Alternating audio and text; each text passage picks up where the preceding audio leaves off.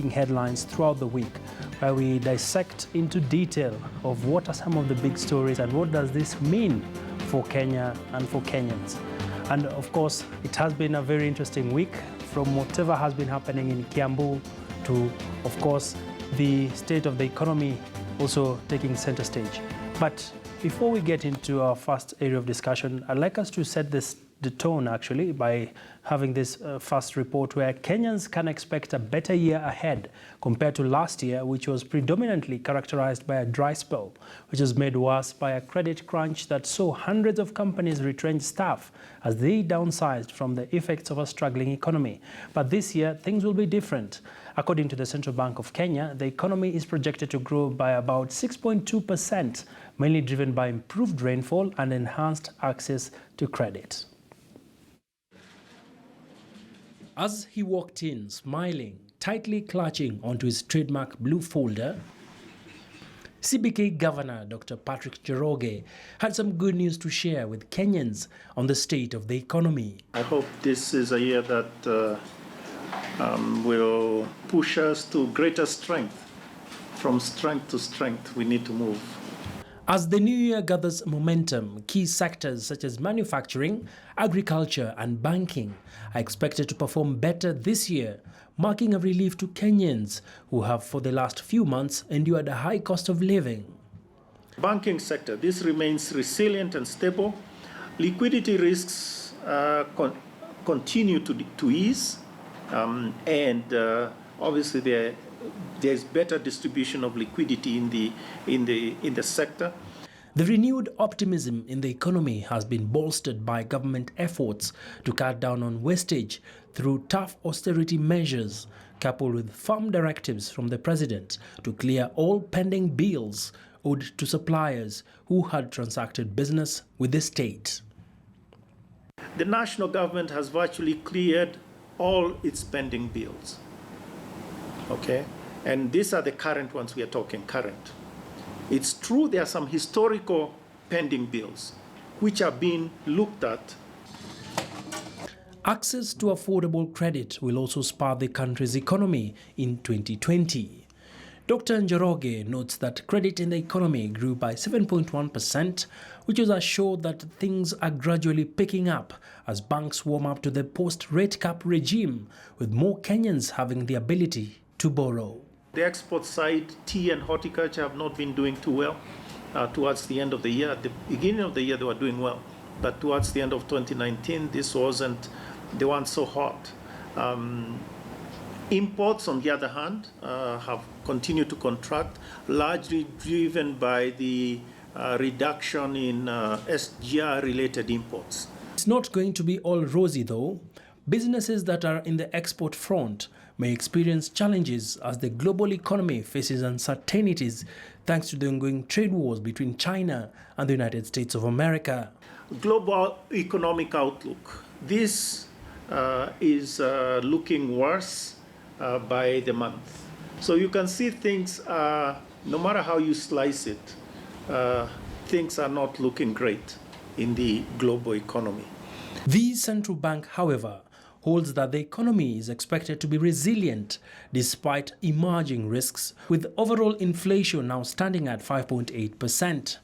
For now, Kenyans can sit pretty, hoping that the long rains will pay off in bumper harvests that may just reignite an economy that was nearing recession.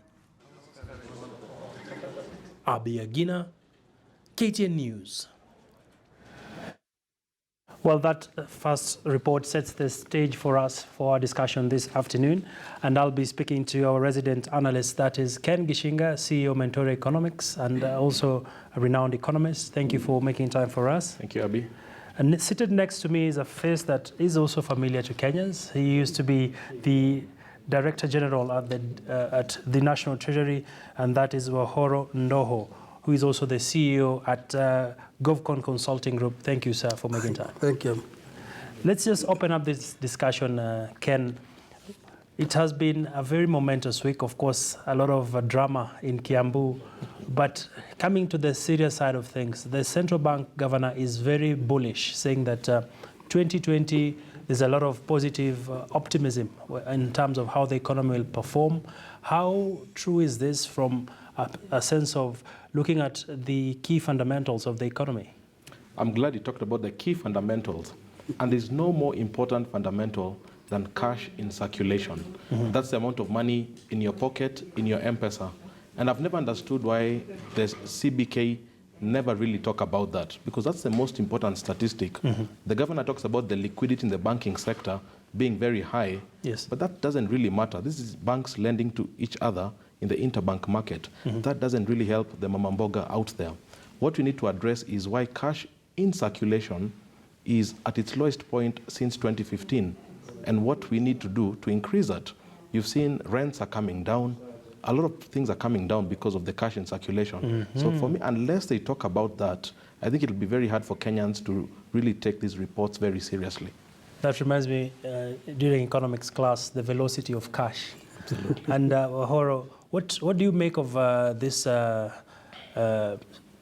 numbers that are being tabled by the central bank in the midst of what Kenyans are experiencing on the ground? I think there's an interesting situation in the past where the central bank, the governor himself mentioned how the trickle-down, there's very little trickle-down effect. So that the expansion of credit has tended to really circulate among the top end of the economy. Like my colleague here says, it's really critical to find a way of making sure it reaches the grassroots. And so when you look at a high-growth economy that is driven more by the big boys, then you have a problem where, as you say, the common man doesn't actually feel it. So in this context, I'm kind of concerned that until some mechanism, and I think they're also structural in the economy, until you find a way of getting liquidity where it ought to be, really with the small businesses, then you're going to have a problem. I know there's a very strong push towards the government paying its bills. I think that's a very good first step. I would actually say that if the government can continue, I think in the Kibaki era, they used to have a 30-day, I think a 90-day rule where all bills had to be paid. So having clear pending bills, a rule that says from now on going forward, every government department must pay its bills on time. But in fairness as well, how did we get there? Why do we allow for there to be a backlog where suppliers are not being paid and yet there's disbursement to counties from the exchequer? Well, of course, the first one is the fact that there isn't much cash in the government coffers. Of course, we can't ignore the role of debt and the fact that it takes a huge part of our revenue pot. I think at this point we're about 40–45%. Now, even in your own private budget, if 40% of your net income goes to debt, then you have to cut somewhere else. Now, between debts, paying for the public service, there's very little left really for growth. Okay. And I think structurally this change is what is needed. I find a way first to restructure the debt, which I'm very happy to see that the CS for Treasury is working on that. But having released that funds, is find a way to transfer it right down to the common man. All right. Unless you do it for the SMEs, this game is lost. Yeah. All right. Gentlemen, today our time is far much spent. Yeah. I'd like us to move to our second area of discussion, and this is in regard to the coronavirus. The death toll of the deadly coronavirus has risen to 132. And so far, the spread of the virus is causing market jitters in the global economy.